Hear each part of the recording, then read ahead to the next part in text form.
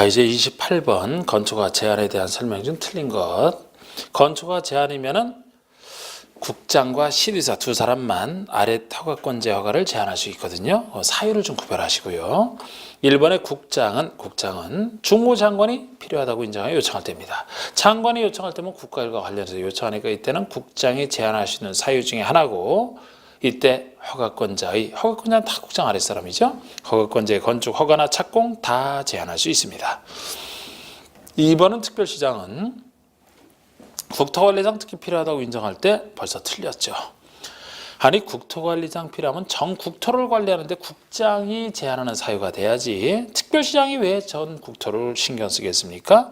그래서 이게 틀렸어요. 우리 특별시장이 제한할 때는 지역계획 또는 3번의 도시군계획처럼 지역계획이나 도시군계획상 필요한 경우입니다. 지역도 지역계획이죠. 도시군계획도 도시군이 지역계획을 얘기하잖아. 특권시군이니까.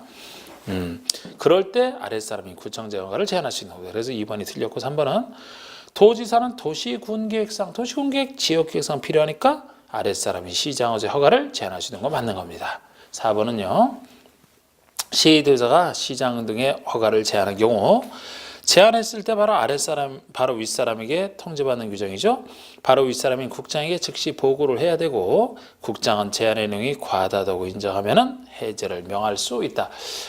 국장이 과다하다고 인정하더라도 직접 해제해서는 안 되고 결정한 사람이 해제를 해야 되니까 해제를 명할 수 있다. 이런 식으로 되어 있는 거 좋습니다. 그리고 건축허가 제한기간은 2년 내로 하되 한 차례 1년 연장할 수 있다. 지금 건축법에 나오는 몇 년 숫자죠. 건축과 주택법에서는 몇 년 하는 게 대부분 2년으로 보시면 여기도 대부분 2년에 속합니다. 135 아닌 거 계속 얘기하지만 우리 1년짜리는 세 가지. 건축 신고 후 착수가 1년, 빈집에서 1년 이상 아무도 안 살 때, 그리고 1년이 투기과열지구 재검토가 1년이죠. 3년짜리 두 가지. 가설조철의 존치기한 3년, 주택상환서체 3년을 초과할 수 없다. 5년짜리가 큰 사업인 사업계획 승인 후 착수가 5년, 그거 외에는 대부분 2년, 이것도 대부분 2년이죠. 그렇게 정리하시면 좋은, 워낙 숫자가 많이 나오니까. 자, 29번에 건축 절차와 관련된 다음 설명 중 옳은 것을 했는데, 사전결정 신청자가 사전결정을 통지받으면은 건축허나 의제가 안 되는데 건축허를 따로 신청해야 되는데 1년 내 신청 안 하면 사전결정 효력이 상실이 아니고 2년이 되죠. 건축법에 나오는 숫자 135 아닌 거 2년이잖아 이거. 2번에 신고를 한 자가 신고로부터 2년 내 착수를 안 해요? 신고효력 상실한다? 요거는 신고는 예외 1년짜리에 들어가잖아. 신고 착수가. 그래서 이건 2년이 아니고 1년이 되는 겁니다. 그리고 다만 정당한 사유가 있으면 1년 착수기한 연장할 수 있다. 건축허 주택법에서 건축 신고 후 착수가 됐든 건축 허가 후 2년 착수가 됐든 사업 승인 후 5년 착수가 됐든 이 세 가지 착수에 대해서는 착수기한은 셋 다 1년 연장은 다 1년 연장입니다. 그래서 뒤는 맞아요. 3번에 건축 신고를 받은 자는 신고일로부터 신고받은 때로부터 3일 내에, 이게 5일입니다. 5일 3일 내에, 3일이 틀렸어요.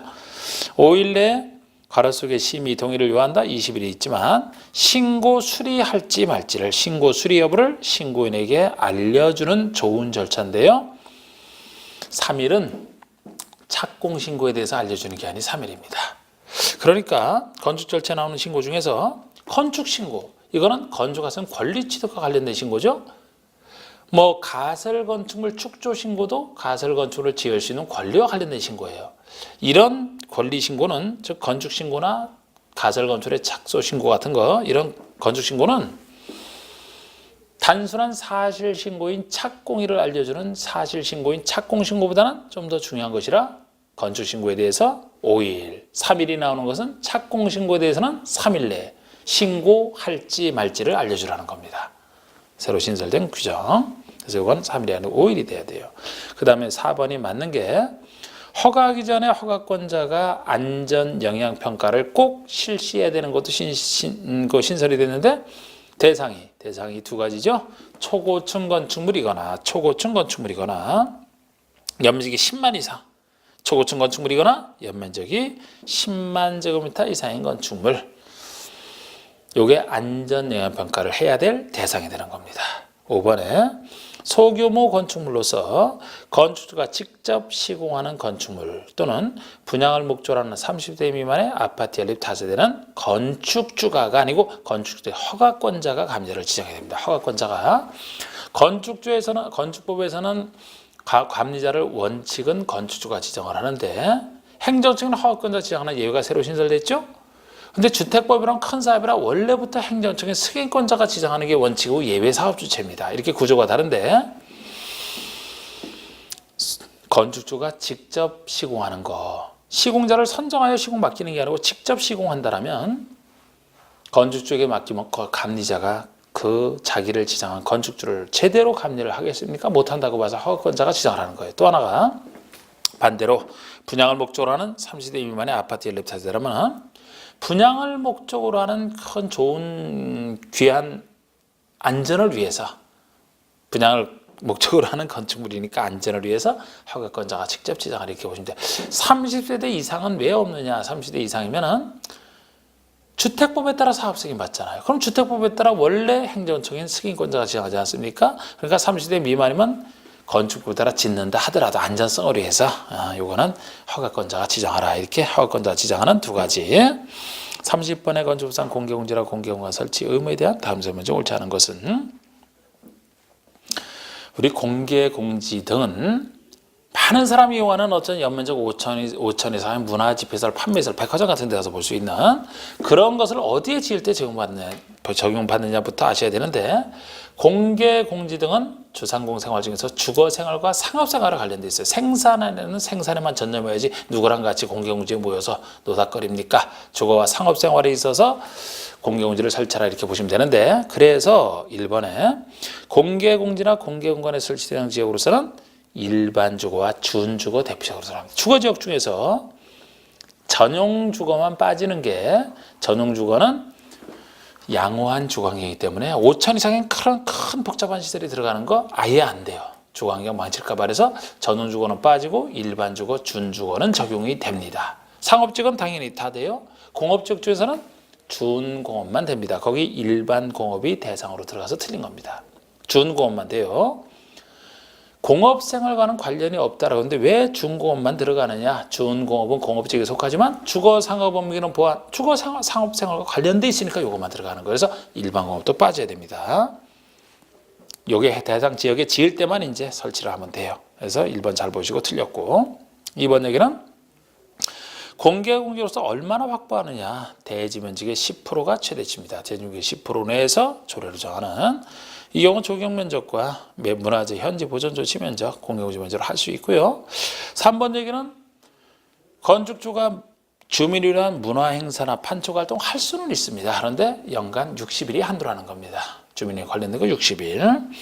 4번은 공개공지나 공개원을 설치할 때 혜택 주는, 고생했다고 혜택 주는 규정인데 용적률과 보통 높이지 않을 두 가지를 1.2배까지 최대 완화할 수 있는 1.2배에서 완화할 수 있는 그 얘기입니다. 대표적으로 건폐율은 완화한대요. 건폐율 1조건 확보한 것도 안 되지만 우리 건폐율을 완화하게 되면은 공개공지랑 충돌돼서 그래요. 건폐율을 완화하면 더 넓게 줘야 되는데 공개공지랑 충돌되잖아. 그래서 높게 용적률과 보통 높이지 않은 1.2배까지. 5번은 공개공지나 공개공원의 설치 대상이 아닌 건축물에 대해 설치를 한다 그러면 안 해도 될 사람이 하니까 혜택 완화 규정은 준용하겠다는 얘기죠. 31번. 다음은 건축법령상 건축물의 1조등의 확보를 위한 높이 제한에 대한 설명이다. 옳은 거. 자, 1조권 확보란 높이 제한. 적용 부분부터 보셔야 돼요. 이번엔 취지가 아까 공개공지는 주거 상업생활과 관련돼 있다라면은 1조권 확보란 높이 제한은 주거 생활과만 관련돼 있어요. 상업생활만 해도 직사광선 들어오면 제품 변색돼서 안 됩니다. 그래서 1조권은 주거생활과 관련돼 있기 때문에 어디서 지을 때 이게 특수하게 적용이 되느냐? 원칙은 일반 건축물을 전용주거와 일반주거 지을 때 적용되는 게 가장 기본이잖아. 준주거만 하더라도 여기서는 빠지는 게 주거지역 중에서 상업과 관련된 게 준주거라. 여기서 빠지는 겁니다. 취지를 갖고 잘 보세요. 그리고 예외적으로 공동주택은 크니까 범위를 확대시키는데 아무리 공동이라 하더라도 1, 2위 제일 비싼 중심 상업이나 일반 상업은 안 되고 중심이나 일반 상업지를 제외한 지역에서 지을 때 적용받는 이게 적용 범위가 기본이고 이때도 북쪽에서부터 얼마 띄우는 게 원칙인데 남쪽에서 띄워주는 예외. 자, 1번은 준주거에서 건축하는 건축물은 1조 등의 확보를 위한 높이 제한을 적용받는다. 준주거라 적용받지 않습니다. 이게 혹시 공동주택이라면 예외적으로 적용이 되죠. 근데 보통 건축물이잖아. 그러면 전용과 일반 주소 지을 때만 적용받는 것이라 1번 틀렸고, 2번은 과연 얼마를 최소한 띄우느냐라는 건데 아직까지 뭐 이런 숫자는 안 됐지만 그냥 한번 공부하시라고 했습니다. 건축물의 높이 9m 이하까지는 9m까지는 정북방에 인접대지 경사로 띄우는 게 원칙이죠. 그쪽으로부터 최소 2m 아니고 1.5m 이상 띄워야 돼. 1.5m 이상. 9m를 만약에 넘는 부분이면 그 높이의 2분의 이상을 띄워야 됩니다. 9m 이하까지는 최소 1.5, 9m 넘는 부분은 그 높이의 반 이상. 3번이 건축물의 정북방향의 대지가 정북방의 대지의 일조권을 보호해줄 그쪽이 보호 대상이죠. 그쪽 대지가 전용주거나 일반 주거지역이 아닌 지역이라면 일조권 합한 높이 제한을 적용하지 않으니까 적용 안 하고 그냥 자유롭게 지을 수 있다는 얘기가 돼요. 제가 지금 주로 지을 때 짓는 땅이 전용과 일반 주거에서 지을 때 적용을 하는 건데, 물론 이게 짓게 되면 정북방의 대지 일조권을 보호해주는 것이죠. 이 보호 대상인 정북방의 대지도 역시 전용과 일반 주거지역이라 보호할 필요가 있지. 예를 들어 아니다, 상업적이다. 이걸 왜 보호를 해줍니까? 그래서 전용과 일반 주거지역이 아닌 지역이면은 적용하지 않겠다는 거예요. 근데 이렇게 적용하지 않는 것에 두 가지가 더 있습니다. 여기는 없지만 두 가지 더 있는 게 너비 20m 이상인 도로에 접한 대지다. 그러면은 중간에 너비 20m인 넓은 도로가 있으니까 충분히 거리가 확보됐네요. 적용 안 해도 또 건축 협정구역 내에서 지을 때입니다. 자, 우리 건축 협정구역이면은 그곳에 땅 가진 사람들이 전원 합의로 협정을 체결한 거 아닙니까? 그러면 통합하에 적용하기 때문에 각 대지 간에 일조권을 정할 필요는 없다고 보는 거예요. 이거 세 가지. 그리고 4번은 정북권으로 접하고 있는 대지 소유자와 합의한 경우라도 정남방향의 인접대지 경계에서부터 시장대지 제한 높이하라 할 수 없다, 할 수 있다예요. 남쪽에서부터 할 수 있는 예외 중에 두 가지가 있습니다. 원래는 북쪽에서 띄우는 건데 예외적으로 남쪽으로 띄울 수 있는 경우 중에 첫 번째는 이제 뭐 택지개발지구, 도시벌구역 등 미개발지를 새로 개발하는 것이면 어차피 새로 개발할 때는 딱딱 띄워서 지으니까요. 새로 개발할 때 또 하나가 북쪽 신경 안 써도 되는 경우라고 했잖아. 여기처럼 정북방의 대지 소유자와 일조권을 침해도 되는 곳을 합의했다라면 신경 쓸 필요 없잖아. 또 하나가 정북방에 건축이 금지된 하천이나 도로 등이라면 건축이 금지된 공지라면 앞으로도 건축물 안 들었으니까 남쪽에서부터 띄울 수 있다. 북쪽 무시하고 그런 얘기죠. 5번은 2층 이하이거나 8m 이하인 건축물은 조례가 정하는 바에 따라 일조권 규정을 적용하지 아니할 수 있다. 생략할 수 있는 경우 중에 2층 이하이거나가 틀렸어요. 2층 이하로서 8m 이하입니다. 순수 2층짜리. 제가 건축 공부에서 큰 것은 아까 고층처럼 A 또는 B 어느 것 하나 크면 큰 거죠. 그럼 작은 것은 A 및 B 둘 다 작아야 된다 그랬잖아. 순수 2층짜리면 2층이면서 2층 높이인 8m 이하 동시에 갖췄다라면 태양은 위에서 비치니까 침해할 염려 없다, 생략할 수 있다. 근데 2층 이거나 해서 그럼 2층 이거나 하면 틀린 거예요. 만약에 2층에 높이 통제 안 한다? 한 개층을 10m에서 20m로 지금 침해되잖아요. 그래서 2층으로서 8m 이하 동시에 갖췄을 때 32번 주택법상 세대구분형 공동주택에 대한 설명으로 옳지 않은 거. 우리 세대구분형은 항상 원래 한 세대짜리인데 이걸 편의상 둘 이상 세대로 구분하여 이쪽에서 살고 이거 뭐 임대료로 쓰다가 나중에 통합할 수 있는 이게 세대구분형이죠. 한 세대짜리인데 그래서 공동주택의 주택 내부 공간의 일부를 세대별로 구분하여 생활이 가능한 구조로 하되 그 구분된 공간 일부에 대해서 구분서를 할 수 있다? 할 수 없다 그래야 됩니다. 일부에 대해서 구분서를 할 수 없어야 돼. 나중에 통합하는 게 항상 특징이기 때문에 일부분을 다른 사람이 소유하고 있다라면 나중에 통합이 안 되잖아요. 그래서 구분서를 할 수 없다는 게 특징입니다. 뭐 2번처럼 구분된 각각의 공간마다 동등된 주거 생활을 해야 되니까 욕실, 부엌, 현관까지 별도로 설치해서 눈치만 보고 살 수 있게. 그리고 3번도 여기 특징 있잖아요. 세대구분형 공동주택은 주택단지 공동주택 전체 호수의 3분의 1을 넘지 않아야 된다. 호수 기준뿐만 아니고 전용 면적 기준에서도 마찬가지입니다. 3분의 1을 넘어서는 안 돼.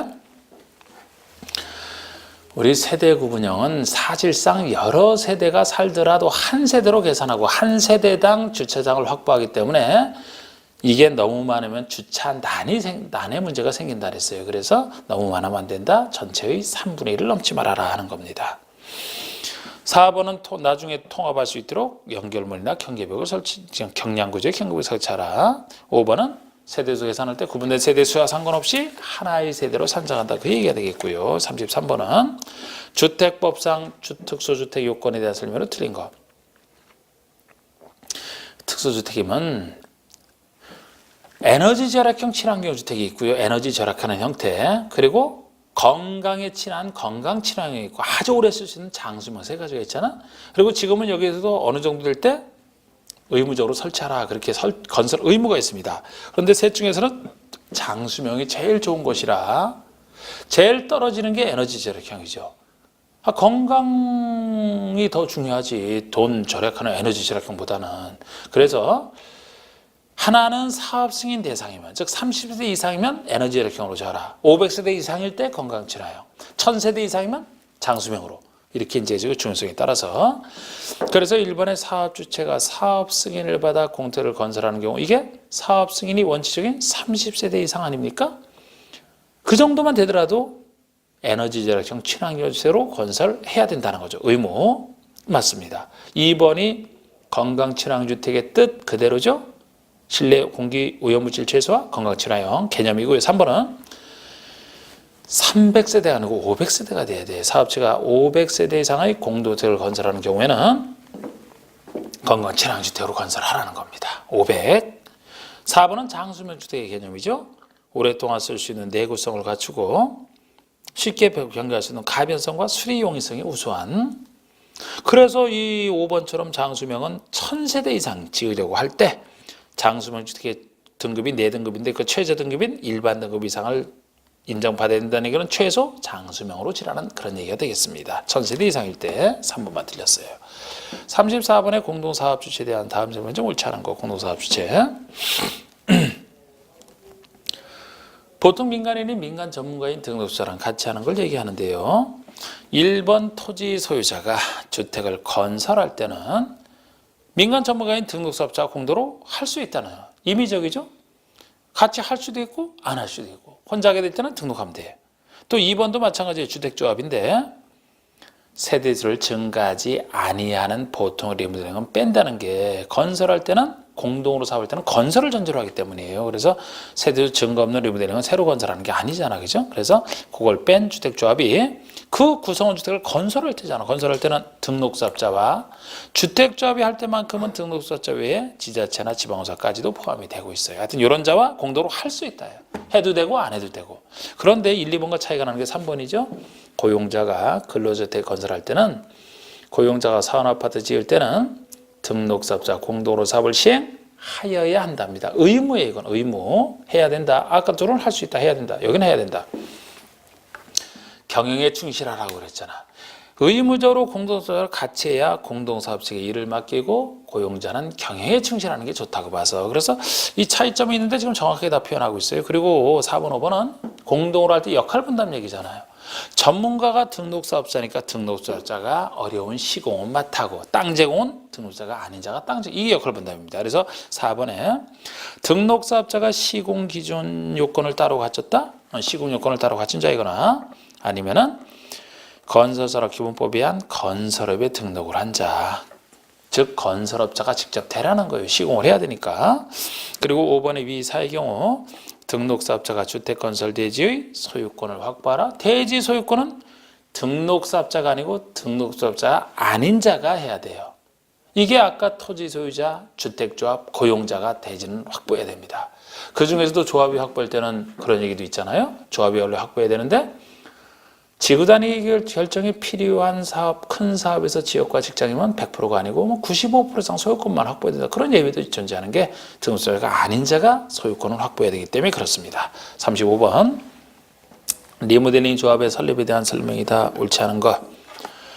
주택조합에서는 리모델링에 적용되는 거 아니면 지역과 직장에 적용되는 거를 항상 구별하는 그런 생각을 가지고 문제를 푸시라고 했는데 옳지 않은 것은 자 우리 1번은 건축법상 건축 허가를 받아 분양할 목적으로 건설한 공동주택이 있는 건축물 중에서 공동주택 외의 시설, 상가시설 소유자라도 조합원이 될 수 있다. 제가 리모델링 조합의 조합원은 공동주택이라면 혼자 리모델링 못하니까 주택법에 따라 지었든 건축법에 따라 지었든 당연히 들어가고요. 단지 내에서 복리들 소유자도 주택 소유자는 아니지만 가입을 시켜야 단지 전체를 한꺼번에 할 수 있으니까 또 지금 여기처럼 건축에 따라 지었는데 주상복합을 하나의 건축물을 지었다. 그러면 상가 즉 공동주택 아닌 시설 소유자라도 가입을 시켜야 건물 전체를 한꺼번에 이루면 할 수 있으니까 이게 맞습니다. 단독주택 소유자만 혼자 하면 되니까 할 필요 없다 그랬잖아. 가입할 수 없다 그랬잖아. 단독주택 소유자만. 그리고 2번, 3번이 이 리모델링 조합 설립인가 신청 시 제출 동의입니다. 동의 요건. 기본적으로 3분의 2가 유지가 돼요.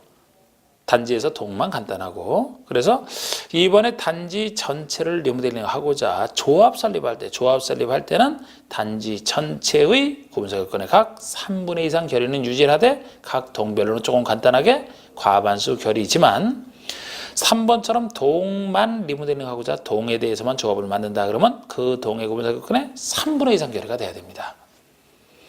4번은 첨부 서류로 대지의 80% 이상의 사용 승낙서를 제출하라. 이게 틀린 게 되는 게 숫자는 하나도 안 바꿨어요. 그러니까 숫자 문제 아니에요 이게.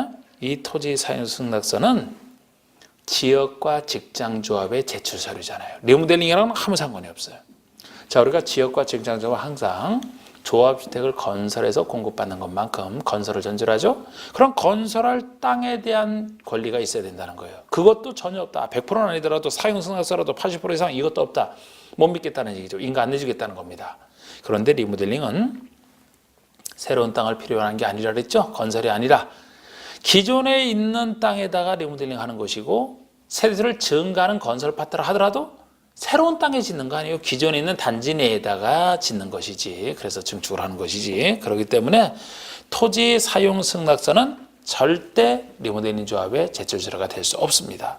그리고 5번에 이제 대수준을 통한 리모델링 할 때는 최소 10년 지나야 된다. 증축할 때 리모델링 할 때는 주로 15랑 관련된 15년이 경과했음을 증명하면서 이게 이제 다 리모델링 조합의 제출 서류인데 리모델링 조합의 제출 서류인 2, 3, 5번이냐 지역과 직장의 제출 서류인 4번에 이걸 구별하는 문제예요. 구별하는 문제를 지금까지 주로 했고 단순한 숫자보다 구별하는 거. 36번은 주택법령상 주택건설 용지 확보에 대한 설명이다. 틀린 것은 했는데 이게 이제 그 1번에 국유지구원지 우선 매각 얘기하죠. 누구의 우선 매각권을 주느냐. 국가재체는 국민주택, 규모주택, 서민용인 국민주택, 규모주택을 반 이상 건설하는 걸 유도하려고 또는 조합주택을 건설하는 걸 주도하려고. 조합주택도 서민들의 내 집 마련을 위한 거 아니겠습니까? 이런 주택을 건설하기 위해서 국유지, 공유지의 매각을 원하는 적에는 그에게 우선적으로 매각 임대할 수 있는 이런 권한을 주는 겁니다. 그럼 이때 이 사람들이 우선 매수 임차를 했다? 2번. 빨리 사업하라. 국공유지를 매입하거나 임차한 자가 2년 내에 각각의 사업을 시행하지 아니한다? 왜 샀느냐? 환매하거나 임대계약을 취소할 수 있는 규정인데 2년 내 안 할 때 2년. 역시 이것도 그런데 주택법에 나오는 얘기잖아요. 건축주택도 135 아닌 거 아까 135 아닌 거 다 2년. 그렇게 보시면 되는 거죠. 이것도. 3번은 공공사업 주체가 국민주택을 건설할 경우에는 토지 등을 수용 사용할 수 있다. 주택법상 수용 사용에서는 이것이 공부될 대상입니다. 우리 수용 사용 전체 4가지 중에서 나머지 3가지인 도시군기획 사업 자체는 자체로 공공성이 있기 때문에 민간 시행자로도 수용상권 자체는 가져 시행자의 수용상 권한입니다. 그런데 주택법에서만큼은 도시군기획 사업이 아니기 때문에 자체로 공공성을 강화해야지만 수용상이 가능해요. 그래서 이거 여기만큼은 다른 수용상과 달리 민간인은 못해요. 공공사업 주체만 그것도 국민주택 건설과 관련해서만 수용상권을 인정한다는 거 이걸 주의하시고 맞고 사업계획 승인을 받으면 사업 인정 받은 것으로 본다? 여기라면 이제 이때 그것도 맞죠? 자, 우리 4번, 5번은 채비지 우선 매각 얘기인데 4번은 사업 주체가 국민주택 용지로 사용하기 위해서 자, 우리 채비지 매각 요구할 때는 국민주택 용지로 쓰고자만 한다라면은 공공든 민간이든 사업 주체는 요구할 수 있습니다. 그래서 아까 수용 사용 3번과 요건이 다르잖아요. 여기는 사업주가 국민주택 용지로 쓰기 위해서 도시개발사업 시행자에게 채비지 매각을 요구하면은 그 시행자는 채비지 총면적, 자기가 가지고 있는 면적의 2분의 1 최대 반까지 그자에게 우선적으로 매각할 수 있는데 5번의 위 사의 경우 채비지 양도간 조성 원가를 기준으로 한다. 이게 틀린 겁니다. 조성 원가가 아니고 감정 가격을 기준으로 한다 해야 돼요. 감정가를 조성 원가가 훨씬 싼 거 아닙니까? 원칙으로는 감정가를 기준으로 하되 조성원가라면은 임대주택 건설 등을 위한 뭐 이런 얘기가 따로 들어갔을 때만 아주 임대주택이니까 서민들을 위해서 좀 손해봐라 조성원가가 되는 거예요. 원칙은 감정가로 하고 임대주택 건설 등에는 조성원가로 할 수 있다 그렇게 해야 됩니다. 37번 문제. 주택건설 사업에서 건설되는 주택 또는 대지에 대한 사업주체의 주택조합의 경우는 제외 이 말이 붙어있고 사업주체의 저당권 설정이 제한되는 기간을 묻고 있어요. 우리 사업주체가 저당권 설정 제한은 입주 예정자를 보호하기 위해서 예정자에 해가 되는 각종 저당권을 일정 기간 동안 설정하지 말라는 얘기인데 유명한 얘기죠. 4번이 답이 되는 게 입주자 보호 조치이기 때문에 입주자 모집 공고 승인 신청일로부터 통지하면 충분한 보호가 되는 거예요. 그런데 이게 아까 우리 본문에서 주택조합은 제외해서 원칙대로 하라는 얘기인데 주택조합이 만약에 사업주체라면은 조합원에게 줄 때 입주자 모집 공고가 없기 때문에 그때는 2번처럼 사업계획 승인 신청일로부터 하는 겁니다. 없어서. 그리고 다시 4번의 끝에 언제까지냐.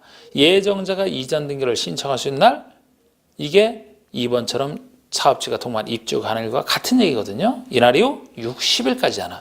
5번은 60일 안에라서 틀린 거고. 그래서 답이 4번이 되는 건데 만약에 예외 규정인 주택조합이 할 때라고 묻게 되면 그때는 답이 2번이 되는 거예요. 주택조합이 할 때는. 그런데 그건 제외니까 원칙대로 4번이 답이 되는 겁니다. 38번 문제가 주택법상 국장은 공공택지, 외의택지, 민간택지에서 일반에게 공급하는 주택에 대해서 분양가 상한제 적용을 할 필요가 있으면 분양가 상한제 적용 지역을 지정할 수 있다. 그 지정 요건에 대한 다음 내용 중 괄호 안에 옳은 내용. 자, 우리 민간택지에서는 분양가 상한제 적용을 안 받기 때문에 예외적으로 받게 하고 싶다 그러면 분양가 상한제 적용 지역을 따로 지정을 해야 됩니다. 그래서 그곳이 지정되어야만 분양가 상한제 적용을 하는데 요거 국장이 지정 권한을 가지죠. 그런데 과거에 이 국장의 지정 권한이 너무 까다로워서 사실상 지정이 거의 안 되는 입장에서 그래서 최근에 이렇게 바꾼 겁니다. 완화해서 이제 분양가 상한제를 지정하려고. 그 요건 보시면 3개월간의 주택 가격 상승률이 3개월 동안의 주택 가격 상승률이 물가 상승률에 비해서 2배를 초과했다? 이거 얼마 안 되는 요건이 아주 간단한 요건이에요. 주택가격 오를 때는 뭐 물가 상승 금방 더 오릅니다.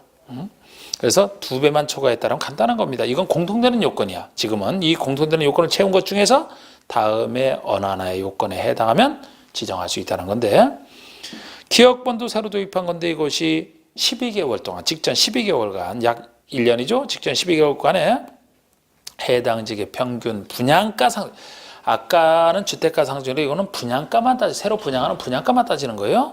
분양가 상승률이 물가 상승률에 비해서 이렇게 2배 초과. 그러니까 주택가격 상승률이 물가 상승률보다 2배 초과한 것으로서 12개월 동안의 분양가 상승률이 역시 2배 초과합니다.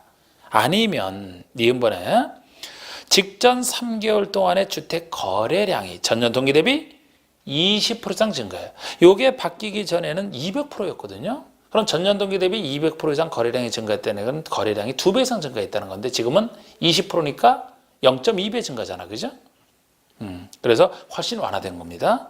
그 다음에 D급번이 옛날에는 청약 경쟁률 20대 1 초과였는데 지금은 마치 투기과열지구 지정할 때 요건과 거의 같게 요 D급번은 청약 경쟁률을 따지는 건 투기과열지구 지정 요건과 같아요. 이렇게 완화시킨 겁니다.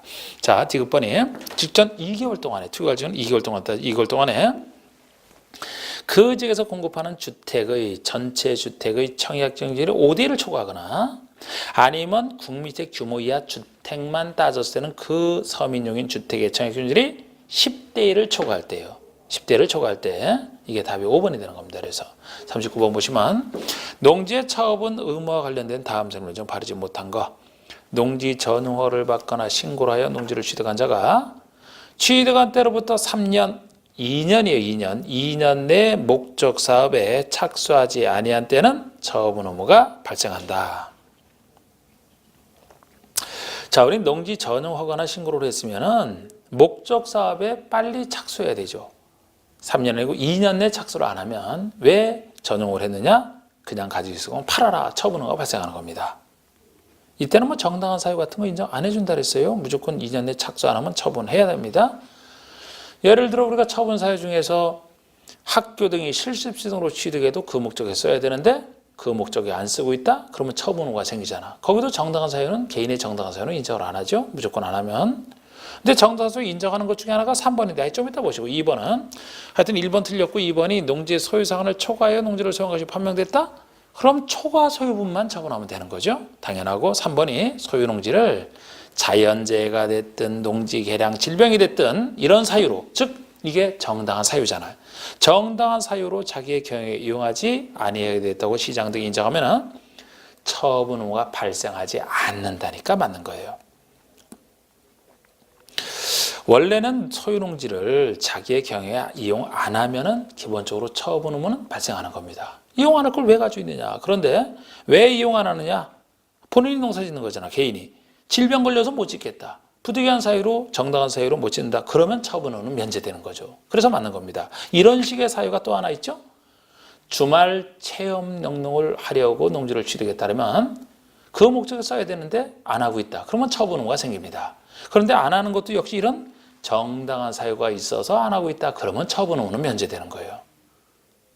그리고 4번의 농지 소유자는 처분 사유에 해당하게 된 때는 사유 발생부터 1년 내 처분하라. 이게 처분기한입니다. 처분 사유가 발생하면 사유 발생부터 1년 내 처분해야 돼요. 그런데 이건 이제 저절로 발생하니까 그건 모르지 않습니까? 모르기 때문에 이거를 그대로 알려주는 게 처분 통지고요. 처분 통지고. 처분 통지를 했는데 안 판다. 5번에 시장의수구청장은 처분 의무위원 내 처분 대상지를 처분하지 아니한 농지 소유자에 대해서는 6월 내 농지를 처분할 것을 명할 수 있다. 이게 처분 명령이죠. 1년 내 안 팔으면 다시 6월 내 처분할 것을 명할 수 있다. 40번 문제.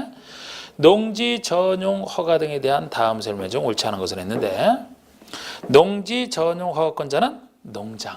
원칙이 농장이잖아요. 농지 전용은 장관이 직접 나서서 합니다.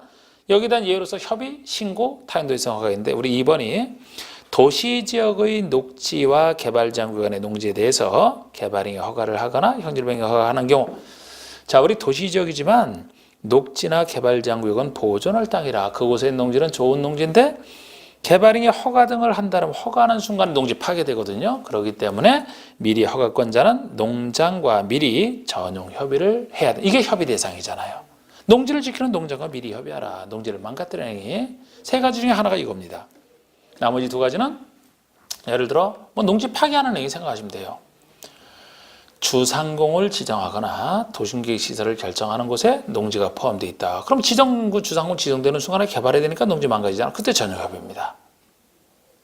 물론 이미 지정된 주상공에 있는 농지를 다른 쪽으로 바꿀 때는 이미 망가진 농지니까 협의 필요 없지만 그죠. 그리고 또 하나가 계획관리지역에 지구단위 계획을 지정하는데 그곳에 농지가 있다. 그러면 지구단위 계획을 지정해서 개발하는 순간에 농지 파괴되니까 그죠. 미리 전용협의. 협의 대상. 협의는 농장과. 자, 3번, 4번이 신고에, 전용 신고에 대한 얘기거든요. 타인도의 성허가는 우리 저번에 문제 냈으니까 뺐고. 자, 3번이 크게 신고 대상이 두 가지 중에 하나입니다. 첫 번째가 농지를 양어장이나 양식장 등 어업용 시설 부지로 전용하고자 할 때는 시장의수구청에 신고. 이게 신고 중에 하나입니다. 농업일에 생업을 한 거 제가 큰 틀어요. 생업을 한 거. 예를 들어 먹고 사는 양어장, 양식장, 어업용 시설 부지로 전용하겠다. 간단하게 해줘야죠. 아니면 농업인, 어업인 주택을 짓겠다라든지 아니면 어떤 그 마을에 간 놀이터 등 농업인의 공동생활 편의시설을 짓는 것도 혜택을 줘야 돼. 그런 경우가 신고, 간단한 신고라 장관이 아니고 시장의수구청에 신고하는. 4번이 또 다른 이제 큰 틀에서 신고 두 가지 중에 하나가 4번인데요. 농업진흥지역 밖의 농지 중에 평균 경사율이 15% 이상인 농지로서 영의정하는 농지 이게 영농여건 분리농지잖아. 농사질 여건이 불리한 농지, 이 농지를 전용할 때는 다 신고입니다. 이미 농사질 여건이 안 되는 농지라 농지로서 보호할 가치가 없는 농지예요. 그렇기 때문에 어느 목적으로 전용하든 간단하게 신고로 충분하다. 농장의 허가가 틀렸어요. 농장 대신에 시장의수구청장을 넣어야 되고 허가 대신에 신고를 넣어야 되는 겁니다. 시장의수의 신고. 그래서 5번이고 4번이고 5번은 농장은 농지 전용 허가를 함에 있어서 대기오염 배출 시설로서 영의정하는 시설 부지로 사용한다. 전용을 허가할 수 없다. 전용을 허가할 수 없는 사유 중에 하나죠. 대기 오염 배출 시설이 들어선다. 아니면 폐수 배출 시설이 들어선다. 농사 짓는데 아주 방해가 되는 시설을 그럼 그런 목적으로 전용을 한다면 주변의 농지가 다 오염돼서 파괴될 거 아닙니까? 그래서 그런 목적으로는 전용을 하지 말아라 하는 겁니다. 그래서 이렇게 해설했고, 아마 인류의 문제보다는 사회 문제가 조금 더 난이도가 올라가지 않았을까 싶습니다. 조금 더 얽히는 것 같아요. 하여튼 내 점수 상관없이 나머지 남아있는 동안에 공부하는 양에 따라서 점수는 상당히 실제 시험 볼 때까지 올라가니까 하여튼 열심히 공부하는 것 쪽에 초점을 맞추시면 됩니다. 자, 수고하셨습니다. 마치겠습니다.